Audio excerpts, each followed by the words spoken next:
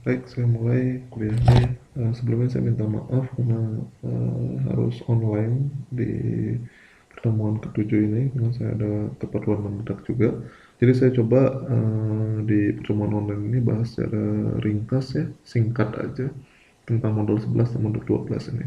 Jadi di pertemuan ketujuh yang online ini saya akan bahas dua modul. Nanti di pertemuan terakhir kita akan punya quiz. Sebelumnya review dulu ya, terus kita juga ada quiz.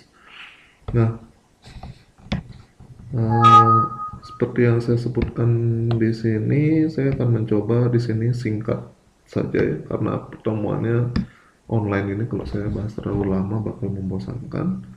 Jadi saya coba agak ringkas di sini, saya cuma sampaikan garis-garis besar saja. Jadi saya mulai dari modul 11 ya, tentang akuntansi manajemen yang kedua. Jadi akuntansi yang kemarin kita pertemuan sebelumnya kita telah membahas akuntansi manajemen satu ya. Jadi di sana kita banyak belajar tentang konsep nilai future value atau nilai dan juga nilai tunai ya. Jadi ada future value, ada nilai tunai. Eh, jadi di modul 11 ini kita akan lanjut ke akuntansi manajemen yang kedua ya. Nah, kita mulai dari pendahuluan dulu. Jadi sistem akuntansi yang kita akan pelajari di sini adalah sistem akuntansi biaya proses ya. Jadi biasanya sistem akuntansi ini digunakan oleh perusahaan yang mengolah bahan bakunya secara kontinu. Yang diproses dari departemen yang satu ke departemen yang lainnya. Jadi ya kita punya contoh di sini ya, perusahaan misalnya Pertamina, kalau teman-teman tahu perusahaan minyak itu. Kemudian Indofood, Coca-Cola gitu, dia menggunakan sistem biaya proses untuk menentukan biaya produksinya. Jadi kita lihat di sini contohnya, jadi perusahaan yang menerapkan sistem biaya proses. Yang pertama contohnya Ultra Jaya Milk, kita lihat ya. Dia produk jadinya apa? Dia susu ya, susu dalam kemasan, sangat terkenal sekali. Kemudian PT Pertamina, jadi produk jadinya apa? Bahan bakar minyak. Kemudian PT Semen Gresik udah jelas semen ya. Kemudian kalau Intel teman-teman tahu dia memproduksi chip. Jadi di sini dia perusahaan-perusahaan, empat perusahaan ini contohnya adalah salah satu perusahaan yang menggunakan sistem biaya proses ya, untuk menentukan biaya produksinya. Kemudian selain perusahaan yang menggunakan sistem biaya proses, ada perusahaan yang menentukan biayanya berdasarkan sistem biaya pesanan ya. Jadi dia menentukan biaya berdasarkan pesanan apa yang diberikan kepada perusahaan itu. Contohnya kita punya contoh di sini PT Waskita Karya, kalau teman-teman tahu itu kontraktor ya. Dia produk jadinya adalah konstruksi tentunya, hasil bangunan, bisa jembatan, bisa bangunan kantor dan sebagainya. Kemudian kalau kita lihat rumah produksi, itu hasilnya apa sih? Sinetron kan ya. Kalau bengkel mobil kita punya produk jadinya itu servis mobil, kemudian percetakan hasilnya adalah buku. Jadi perusahaan-perusahaan ini contohnya adalah perusahaan yang menerapkan sistem biaya berdasarkan biaya pesanan. Kemudian kita akan lihat perbedaan antara sistem biaya pesanan dengan sistem biaya proses ya. Jadi PE ini pesanan, kemudian yang ini adalah proses ya. Jadi kalau kita lihat yang bagian yang pertama, jadi arus biaya sistem biaya pesanan itu sendiri, kita lihat prosesnya dari yang awal adalah kita punya bahan baku, kita punya tenaga kerja, ada biaya overhead dan biaya pabrik. Jadi kita lihat di sini biaya overhead itu apa? Biaya selain biaya bahan baku dan tenaga kerja di perusahaan manufaktur itu disebut dengan biaya overhead. Jadi contohnya bisa macam-macam ya, misalnya biaya penyusutan alat, kemudian biaya-biaya yang dikeluarkan oleh pabrik itu sendiri di luar biaya bahan baku dan biaya tenaga kerja. Jadi biaya yang utama di pabrik itu adalah dua biaya ini, dua komponen, biaya bahan baku dan biaya tenaga kerja. Kemudian setelah itu adalah kita lihat sediaan dari biaya dalam prosesnya sendiri. Jadi kalau ini sistemnya pesanan, maka akan dilihat dari berdasarkan pesanan. Misalnya pesanan 1, pesanan 2, pesanan 3. Dia akan dilihat masing-masing biayanya. Kemudian akan dilihat berapa sih barang jadi yang bisa disediakan kepada konsumen. Kemudian dari sanalah ditentukan harga pokok penjualan untuk masing-masingnya. Kemudian kita lihat perbedaannya di arus biaya sistem biaya proses ya. Tentunya di sini adalah berdasarkan proses daripada pembuatan barang itu sendiri ya. Nah, dari sini kita punya komponen yang mirip ya. Yang pertama kita punya komponen biaya bahan baku, kemudian biaya tenaga kerja langsung, dan biaya overhead pabrik di sini BOP ya. Kemudian biaya overhead pabrik ini seperti yang saya sebutkan sebelumnya, selain kedua komponen biaya yang utama ini disebut dengan biaya overhead pabrik. Kemudian karena di sini menggunakan kita sistemnya adalah proses, jadi kita lihat masing-masing departemen. Jadi dari proses misalnya penerimaan bahan baku departemen A, departemen penerimaan bahan baku, kemudian departemen manufacturing, jadi departemen assembly misalnya yang mengassembly barang-barang yang dia beli. Kemudian mungkin di sini ada tambahan departemen C yang mengurusi masalah departemen pemasaran barangnya gitu misalnya. Jadi ada banyak di sini prosesnya, bisa macam-macam di sini yang berdasarkan proses itu sendiri. Kemudian dari sana akan dilihat berapa sih sediaan barang jadi yang bisa dihasilkan dari proses tersebut. Nah, dari sini akan dilihat berapa sih harga pokok penjualannya. Jadi bedanya adalah pada dua proses ini ya. Jadi di dua proses ini terdapat perbedaan antara sistem biaya pesanan dan sistem biaya proses. Yang membedakan adalah proses penentuan harga pokok penjualannya seperti apa. Ada yang berdasarkan pesanan, ada yang berdasarkan proses. Kemudian kita lihat perbedaan yang lebih detail lagi antara sistem biaya proses dan pesanan. Kemudian di sistem biaya pesanan ini, jadi akun yang mempengaruhi BDP-nya itu adalah satu untuk setiap pesanan di sistem biaya pesanan. Sedangkan untuk di sistem biaya produksi, itu yang menentukan adalah setiap prosesnya. Jadi setiap proses berapa biayanya itu yang akan dilihat. Di sistem biaya pesanan, setiap pesanan yang diberikan itu yang akan dilihat.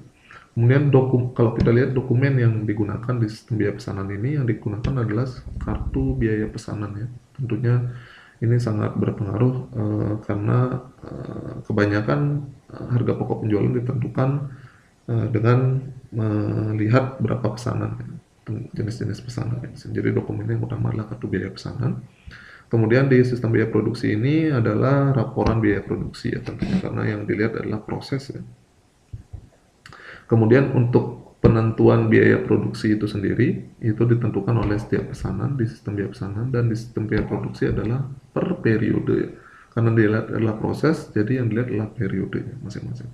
Kemudian kalau kita lihat perbedaan antara sistem biaya pesanan dan sistem biaya produksi dari penghitungan biaya produk per unitnya, ya kita udah pelajari tadi di sistem biaya pesanan ya berdasarkan setiap pesanan itu sendiri ya, dibagi dengan unit yang dihasilkan dari pesanan tersebut. Jadi misalnya ada orang yang pesan satu project gitu misalnya, jadi kita lihat di sana buku misalnya pesanannya 1000 buku, jadi dilihat di sana total costnya berapa, kemudian dibagi jumlah unit yang dipesan itu sendiri. Jadi itu biaya unitnya.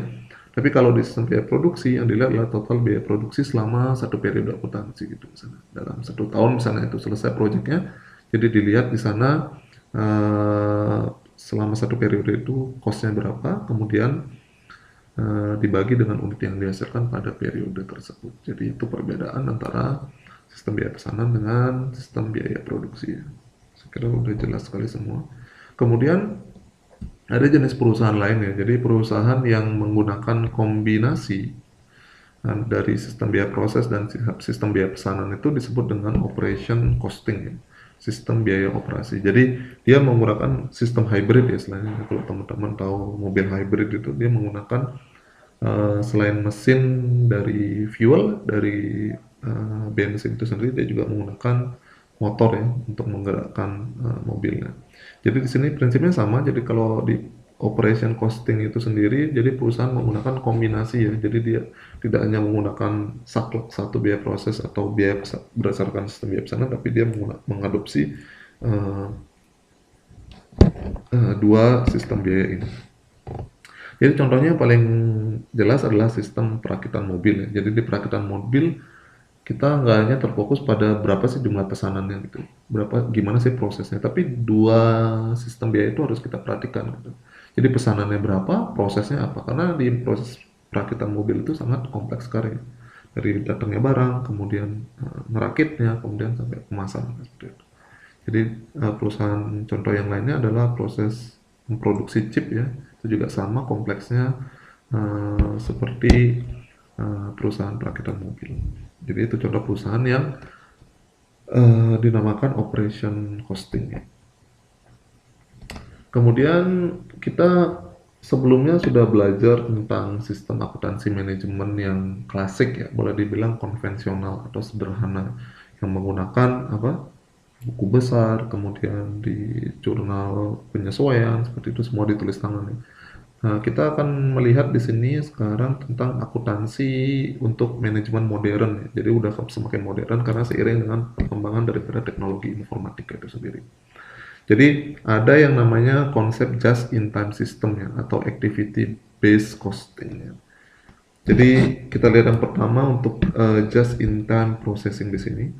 Jadi pengertiannya adalah pengubahan proses produksi dari push approach ke pull approach. Jadi akan kita lihat apa sih push approach dan pull approach itu. Jadi sistem ini juga dikenal dengan istilah just in time saja, just in time processing atau JIT. Jadi proses produksi dari push approach ke pull approach itu dikenal dengan istilah just in time processing. Nah, tujuan utama daripada sistem JIT ini adalah untuk mengurangi seluruh persediaan ya. Jadi kalau sampai dengan nol. Jadi kalau misalnya kita di perusahaan manufacturing itu misalnya untuk yang tidak berdasarkan pesanan ya, misalnya kita bisa mereka-reka ya berapa sih kira-kira akan terjual gitu, produk kita. Maka kita akan memproduksi sejumlah itu. Misalnya katakanlah kita memproduksi 500 barang gitu ya. Kemudian ternyata di pasar yang terjual itu dalam satu tahun hanya 250 gitu ya. Nah, sisanya 250 ini itu akan diam di sebagai stok kan. Nah, kalau satu contoh misalnya perusahaan HP gitu misalnya. Kalau stok sudah diam selama satu tahun ya, teknologinya udah tertinggal. Maka stok ini akan sangat sulit sekali untuk dijual. Kecuali kita pangkas harganya benar-benar sampai diskon 70%, seperti itu mungkin banyak yang akan beli. Tapi itu tentunya akan mengurangi profit yang perusahaan akan dapatkan gitu. Jadi persediaan itu sangat berpengaruh, ya. Persediaan barang itu kan sangat berpengaruh buruk pada laba bersih. Karena semakin banyak persediaan maka semakin sedikit, artinya semakin sedikit barang yang bisa kita jual. Gitu. Selain itu juga persediaan atau penyimpanan barang itu akan menambah biaya ya, biaya tempat tentunya. Ya kalau HP itu misalnya nggak terlalu besar, kalau mobil itu butuh tempat yang banyak ya, tempat yang luas. Jadi itu juga akan menambah biaya. Kemudian kita akan lihat di sini unsur-unsur daripada GIT itu sendiri. Jadi perusahaan harus memiliki pemasok yang handal tentunya untuk menekan persediaan ini sampai dengan nol. Jadi biar persediaan seminim mungkin lah. Jadi berapa barang yang kita produksi langsung kita jual semua gitu. Jadi perusahaan tentunya harus memiliki pemasok yang handal. Jadi kalau pasokan nggak jelas gitu, kita juga nggak bisa memprediksi berapa barang kapasitas yang bisa kita produksi. Kemudian kalau kita lihat yang kedua, karyawan juga harus memiliki keahlian. Jadi karyawan yang cuma santai-santai gitu aja nggak bisa ya. Jadi susah untuk menerapkan GIT ini. Kemudian sistem pengendalian kualitas tentunya ya. Total Quality Control itu harus diberlakukan pada setiap kegiatan produksi. Jadi contohnya misalnya kalau misalnya ada barang gitu, jadi kita quality controlnya nggak jelas gitu ya. Banyak barang yang defect ya, artinya barang yang cacat produk, akhirnya nggak bisa dijual gitu. Nah itu juga akan menambah persediaan yang tentunya akan menambah komponen biaya gitu. Jadi itu pengertian daripada just in time processing di sini dan unsur-unsurnya kita udah lihat. Kemudian kita lihat manfaat daripada GIT itu sendiri apa sih? Jadi tentunya itu sesuai dengan tujuannya karena kita ingin mengurangi persediaan sampai dengan nol. Gitu. Kita manfaat yang kita peroleh dari GIT itu yang pertama adalah jumlah persediaan produksi akan dapat diturunkan secara signifikan ya. Atau malah dapat dihilangkan. Jadi semua barang yang kita produksi langsung terjual. Itu bahkan jadi yang tadi pull approach itu artinya apa? Customer atau konsumen yang menunggu sampai barang itu. Jadi contohnya apa misalnya? Misalnya apa ya? Barang nginden gitu misalnya. Kayak dulu kita tahu Toyota Avanza gitu ya. Orang-orang sampai nginden 3 bulan gitu ya. Itu yang disebut dengan pull approach ya, bukan push approach ya, di produksi itu. Ini kalau kita tadi punya push approach, jadi konsep JIT itu kan dari push approach ke pull approach ya, tadi dikasih tahu. Saya jelaskan di slide sebelumnya juga. Jadi push approach ini kita mempush customer supaya beli barang kita. Ya. Jadi kita melakukan proses marketing, kita ngiklan, macam-macam kita push approach. Tapi di pull approaching ini kita bikin customer yang sampai nunggu barang kita gitu. Jadi kita belum produksi barang tapi customer udah pengen beli gitu. Jadi konsep inilah yang disebut dengan GIT ya, proses pengubahan dari push approach ke pull approach itu sendiri. Jadi konsep inilah yang kita lihat manfaatnya di sini sekarang. Jadi yang kedua kita misalnya kualitas produk akan meningkat ya tentunya pasti dengan konsep GIT ini. Kemudian biaya perbaikan dan biaya gudang akan turun tentunya pasti ya. Kita nggak punya stok yang harus disimpan, kita nggak perlu ngapain ya mau gudang kan. Kemudian yang terakhir adalah penghematan tentunya ya dari biaya produksi ya. Karena kita menggunakan sistem yang sangat bagus, tingkat defect bisa dikurangi, barang terjual terus, maka kita akan mendapat menghemat biaya produksi. Kemudian setelah GIT kita akan lihat tentang activity based costing ya, atau ABC di sini. ABC itu adalah perkembangan baru dalam sistem akuntansi biaya ya, yang menekankan pada proses produksi ya, karena di sini penekanannya adalah activity ya, jadi berdasarkan aktivitasnya apa, produksi misalnya gitu yang dilihat, jadi tekankannya pada proses produksi itu sendiri. Jadi biaya produksi di sini sama dengan jumlah seluruh biaya yang timbul akibat aktivitas yang dilakukan pada suatu untuk produk tertentu ya tentunya. Kalau misalnya kita memproduksi barang, ya biaya produksi itu semua aktivitas untuk memproduksi barang tersebut dari pertama ngambil bahan baku sampai ngolahnya sampai mau akan menjual itu semua termasuk dalam biaya produksi ini sendiri. Kemudian untuk menghasilkan biaya yang akurat maka kita harus menggunakan lebih dari satu dasar ya untuk mengalokasikan biaya aktivitas ke produk tertentu ya. Jadi kita harus melihat dari berbagai perspektif ya untuk menentukan biaya aktivitas itu sendiri. Kemudian kita lihat di sini jenis aktivitas dan pemacu biayanya itu sendiri. Jadi misalnya contoh, kita punya aktivitas pemesanan bahan baku. Apa sih yang mempengaruhi pemacu biayanya itu sendiri? Tentunya waktu pemesanan kan, jumlah pemesanan. Jadi kalau kita waktu pesanannya misalnya udah singkat gitu misalnya. Jadi tiba-tiba saya perlu besok nih, gitu. Nah besok saya perlu barangnya itu pesannya. Nah pasti ini si penjualnya, si pemasoknya pasti, saya mahalin aja karena dia perlu juga gitu kan. Jadi waktu pemesanan kalau kita pesan dari jauh-jauh hari gitu misalnya kita bisa dikasih diskon kan kalau kita bisa kita jauh-jauh hari pesannya. Kemudian jumlah pesanan juga kalau misalnya kita pesan banyak kita tahu kita setahun misalnya produksi berapa 1000 barang. Terus kita sekalian aja beli untuk bahan baku untuk 1000 barang tersebut. Maka kita akan dapat diskon kan untuk 1000 barang tersebut dibanding dengan kita hanya beli kecil-kecil. Bulan ini kita beli 100, bulan depan kita beli 100, itu diskonnya jauh lebih kecil. Nah, itu yang sebagai pemacu biaya di sini. Nah, nanti sisanya bisa teman-teman baca sendiri ya, aktivitas dan pemacu biayanya itu seperti apa. Nah, kita lihat manfaat dan keterbatasan dari sistem ABC ini sendiri ya. Jadi activity based costing itu manfaat dan keterbatasannya apa? Yang pertama manfaatnya kita lihat. Jadi kita bisa mengendalikan biaya overhead pabrik itu sendiri ya. Jadi biaya overhead tadi itu apa? Biaya selain biaya bahan baku dan biaya tenaga kerja langsung ya. Jadi misalnya biaya penyusutan yang gitu itu kita bisa kontrol gitu ya dengan menggunakan sistem activity based ini karena kita lihat per aktivitas ya. Jadi kita lihat tadi di tabel sebelumnya per aktivitas kita lihat apa sih pemacu biayanya gitu. Kemudian keputusan manajemen juga akan lebih baik ya tentunya karena kita lihat per aktivitas secara detail kita tahu pemacu biayanya apa kita bisa kurangin. Nah, yang biaya yang sangat besar di sana pemacunya apa kita bisa identifikasi kita bisa perbaiki di sana. Jadi keputusan manajemen itu akan lebih baik ya kalau kita menggunakan sistem ABC ini sendiri. Nah kita lihat keterbatasannya apa?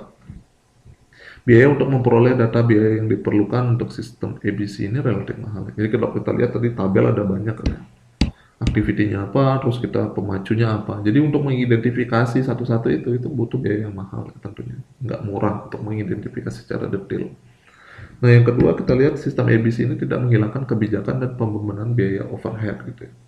Jadi itulah tadi dua kelemahan daripada atau keterbatasan daripada sistem ABC itu sendiri. Nah, ini akhir daripada modul 11 ya tentang akuntansi manajemen bagian 2. Jadi intinya adalah seperti itu ya. Kita belajar yang pertama perbedaan antara sistem biaya pesanan dan sistem biaya proses, kemudian tentang operating cost, kemudian di sistem akuntansi manajemen modern ini kita punya konsep GIT dan juga ABC. Jadi itu intinya tentang modul 11 ini. Nanti Di pertemuan selanjutnya kita akan, memang di modul ini lebih banyak teori ya, jadi konsep yang ditanamkan lebih banyak. Jadi nanti untuk tes formatifnya kita akan coba bahas di pertemuan terakhir ya. Terus saya akan coba lanjut ke modul 12 ya. Di modul 12 ini juga modul terakhir ya dari mata kuliah akuntansi ini. Jadi kita akan lihat bahas tentang modul 12 ini.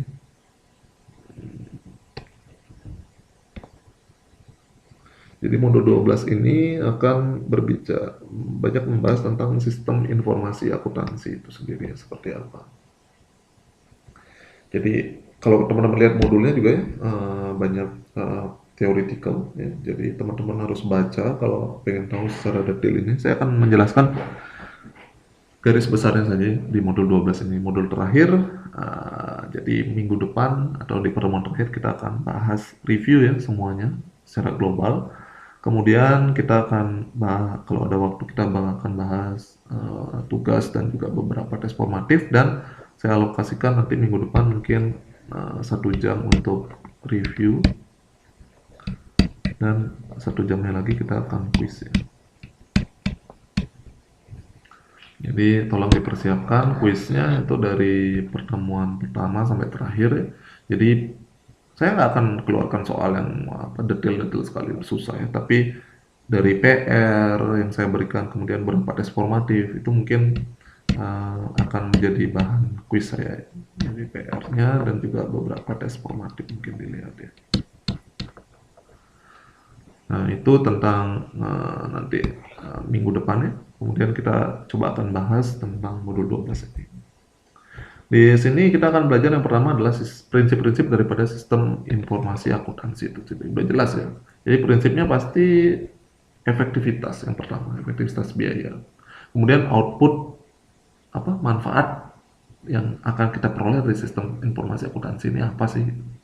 Kemudian yang ketiga adalah fleksibilitas tentunya. Jadi seberapa fleksibel sih sistem informasi akuntansi yang kita bangun kalau terjadi perubahan-perubahan misalnya gitu. Jadi jangan sampai kalau kita bikin sistem informasi akuntansi nggak fleksibel gitu ya, begitu komponen biaya produksi yang misalnya berubah sedikit saja, sistem informasi akuntansi nggak bisa dipakai. Itu sangat tidak efektif ya, karena kita mengeluarkan biaya mahal untuk bikin sistem informasi akuntansinya, tapi sangat tidak fleksibel. Jadi itu yang 3 konsep ini yang harus kita pegang dalam membuat sistem informasi akuntansi. Kemudian akan kita lihat hasil daripada sistem akuntansi itu sendiri adalah informasi ya tentunya. Jadi dari awal kita belajar sistem akuntansi, hasilnya itu kan informasi. Jadi informasi biaya produksinya apa, kemudian komponen yang menyebabkan biaya overhead tinggi apa sih, semua informasi. Jadi informasi-informasi output daripada sistem informasi akuntansi ini harus memiliki karakteristik-karakteristik seperti ini. Yang pertama tentunya dapat dipahami. Ya siapa sih yang, kalau kita bikin hasil terus informasi kalau nggak bisa dipahami, siapa sih yang akan pakai informasi itu gitu. Kemudian relevan ya. Relevan itu artinya apa? Kecocokan. Jadi sesuai gitu. Misalnya yang minta adalah pihak manajemen, kita memberikan sistem akuntansi yang relevan ya, yang sesuai dengan permintaan yang diminta gitu. Kalau akuntansi manajemen ya berarti pihak manajemen yang meminta kan berarti dalam internal perusahaan. Dalam internal perusahaan tentunya dia pasti minta informasi yang sangat detail sekali ya, tentang biaya overhead, biaya produksi, detail. Tapi kalau yang minta misalnya pemerintah,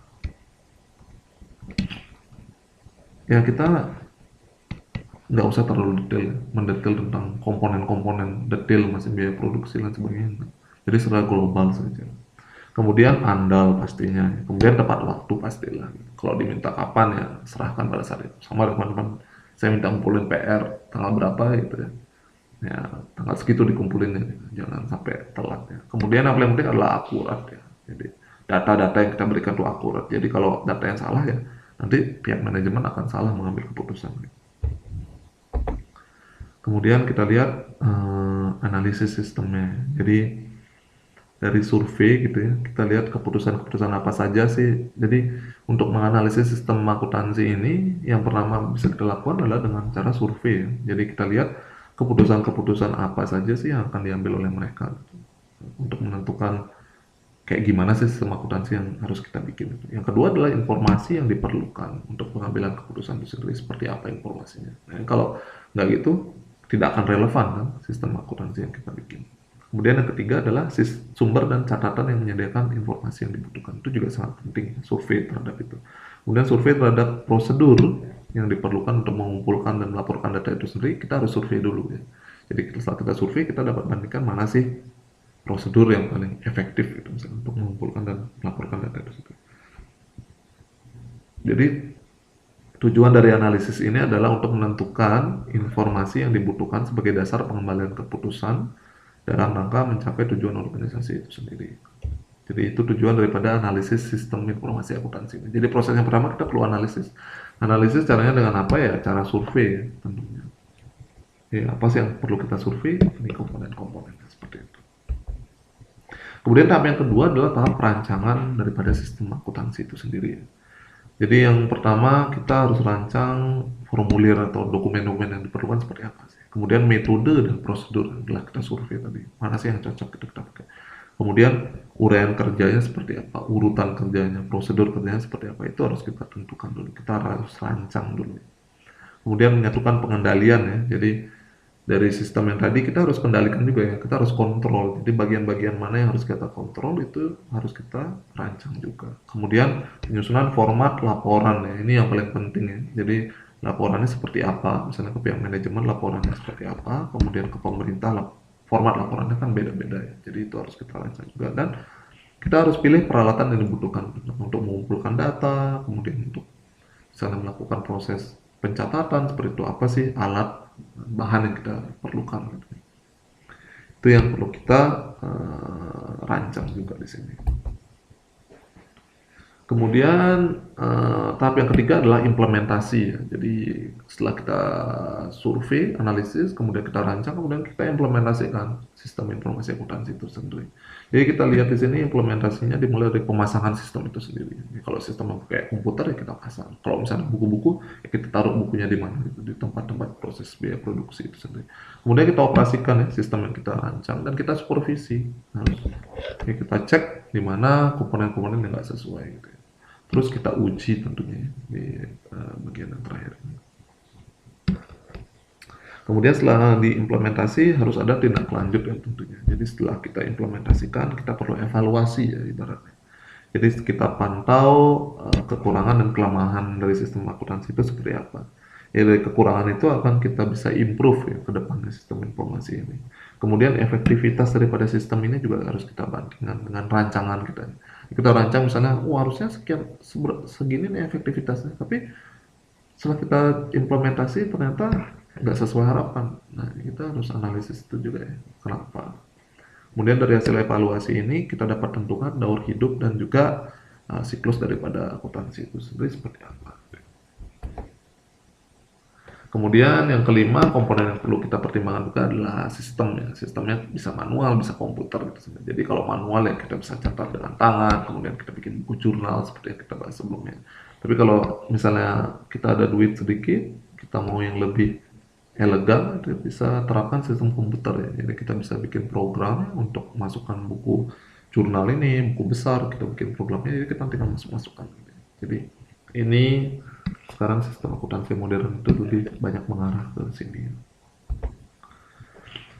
Kemudian kita akan bahas juga tentang pengendalian internal. Jadi pengendalian itu controlling dari pihak dalam perusahaan itu sendiri ya, seperti apa. Jadi salah satu aspek kunci dalam analisis sistem itu ini pengendalian internal ini adalah salah satu aspek kunci ya, untuk analisis sistem, desain sistem, dan juga implementasi. Jadi harus dikendalikan dengan pihak dalam itu sendiri ya. Jadi pengendalian internal itu adalah suatu proses yang dilakukan oleh dewan komisaris, bisa manajemen, bisa karyawan lain. Jadi internal perusahaan itu sendiri, kalau kita punya perusahaan di pihak internalnya itu sendiri, dari dalamnya bisa dewan komisaris, bisa manajemen, bisa karyawan lain, atau bisa dari suatu entitas ya, yang dirancang untuk memberikan jaminan memadai sehubungan dengan pencapaian tujuan untuk beberapa kategori berikutnya. Untuk keandalan, jadi untuk menjamin keandalan laporan keuangan, kemudian kepatuhan terhadap undang-undang tentunya ya. Kita harus cek kendalikan itu, kemudian efektivitasnya juga harus kita kendalikan. Jadi komponen-komponen ini yang akan kita kendalikan secara internal. Ini sangat penting sekali juga dalam perusahaan. Kemudian tujuannya sangat standar sekali ya, kita ingin mencapai tujuan perusahaan tentunya, tujuan bersama kita apa. Kemudian kita juga pengen menghasilkan laporan keuangan yang dapat dipercaya tentunya. Jadi kalau melanggar undang-undang ya siapa yang mau percaya laporan keuangan itu sendiri. Kemudian kita harus juga mematuhi dan hukum dan peraturan yang berlaku. Ini wajib sekali ya, ditaati oleh setiap perusahaan yang ada di Indonesia ini. Kemudian kita lihat elemen-elemen yang harus kita perhatikan untuk pengendalian internal itu sendiri apa sih itu. Yang pertama adalah lingkungan ya, environment control. Jadi mencakup sikap para manajemen karyawan itu seperti apa gitu ya. Dia bertindak baik atau taati peraturan perusahaan atau enggak. Kemudian dasar-dasar keefektifan unsur-unsur pengendalian internal lain juga harus dilihat di sini. Komponen lingkungan. Jadi lingkungan sangat mempengaruhi sekali. Kalau lingkungannya udah bagus, gitu ada karyawan baru masuk misalnya ke salah lingkungan yang bagus itu, dia akan terpengaruh ya untuk melakukan tindakan-tindakan yang baik ya. Kemudian penilaian yang kedua, penilaian resiko atau risk assessment ya di sini. Jadi kita harus lihat resikonya seperti apa ya. Jadi komponennya sangat penting sekali di proses pengendalian kita. Nah, kita lihat itu yang kedua. Kemudian yang ketiga kita lihat di sini informasi dan komunikasi ya. Jadi kebijakan dari suatu prosedur itu harus menjamin bahwa arahan manajemen itu dilaksanakan gitu ya, di proses. Jadi bagaimana kita menginformasikan, mengkomunikasikan arahan yang diberikan manajemen itu ke semua komponen perusahaan, karyawannya. Kemudian aktivitas pengendalian itu sendiri atau control activities itu kita mencakup pengendalian lingkungan, kemudian penilaian risiko dan monitoring ya. Sini. Kemudian pemantauan di sini. Nah, komponen ini sebenarnya mencakup semuanya ya di sini.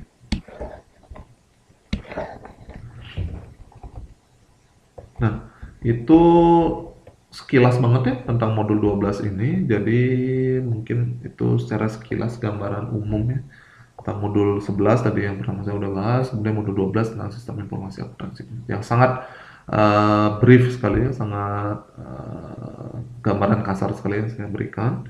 Oke, saya mohon teman-teman bisa baca lagi secara lebih mendetail ya, karena di sini theoretical ya. Kalau saya mau bahas panjang lebar itu ya teman-teman akan bosan juga di sini online juga ya. Jadi itu tadi tentang modul 11 dan modul 12. Jadi minggu depan kita akan ada tugas 3 ya yang sudah saya upload. Ya tugasnya modul 9 transformatif 2. Jadi yang tentang konsep future value dan present value atau nilai tunai yang sekarang itu ya, akan tentang obligasinya ya, akan teman-teman tolong pelajarin dan kerjakan ya. Nanti deadline-nya ini mohon maaf 1 minggu ya di kuliah terakhir karena minggu depan adalah kuliah terakhir. Kemudian di minggu depan saya akan coba bahas tugas juga kalau ada waktu ya. Kemudian review ulang ini yang paling penting ya. Saya coba review dari yang pertama untuk persiapan ujian dan 1 jam saya akan alokasikan untuk quiz ya. Jadi kuisnya dari awal sampai akhir tolong dipersiapkan ya, materinya dari PR tentunya transformatif. Jadi nggak usah takut kalau udah mengerjakan sendiri. Saya yakin nilainya akan cukup memuaskan juga. Jadi mungkin itu pembahasan tentang modul 11 dan modul 12. Terima kasih atas perhatiannya. Sampai jumpa minggu depan dan saya mohon maaf karena saya harus online. Jadi minggu depan kita coba ketemu ya, akan kita bahas lagi secara lebih mendetail. Kalau ada pertanyaan bisa ditanyakan minggu depan. Jadi terima kasih atas perhatiannya. Selamat beristirahat.